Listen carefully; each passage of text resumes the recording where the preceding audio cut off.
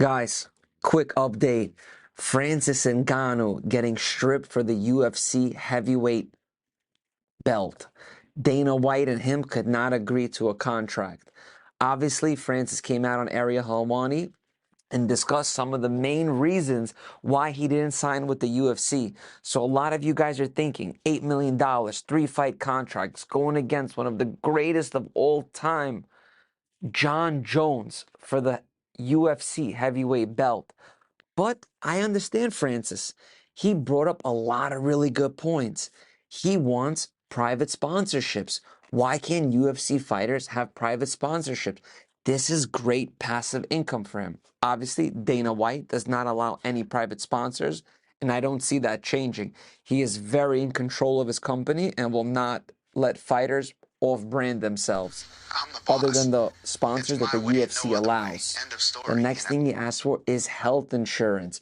Health is wealth in any sport and anything in life. Dana White and the UFC essentially only cover you when you get injured in the UFC. And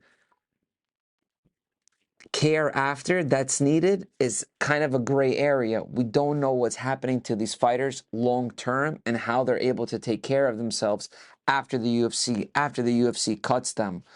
So by him fighting for health insurance and asking for a fighter advocate, Francis Ngannou is a people's champ. The $8 million to him is a sucker's deal. He can easily go to pro boxing, fight guys like Anthony Joshua, Tyson Fury, Deontay Wilder, Andy Ruiz, any of the top 10, and probably easily make $8 to $10 million in one fight. He could probably get signed to PFL and win a couple tournaments. A lot of people are saying he wants to fight lesser competition. Listen, that's all for opinion. Yes, I agree the UFC has the best MMA fighters in the world, but to say that Francis Ngannou is ducking anybody, that would be absolutely wrong.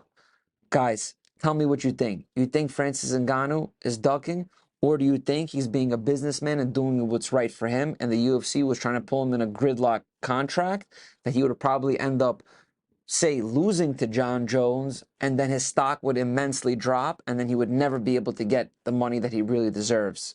So let me know in the comments what you think and how Francis should have handled it.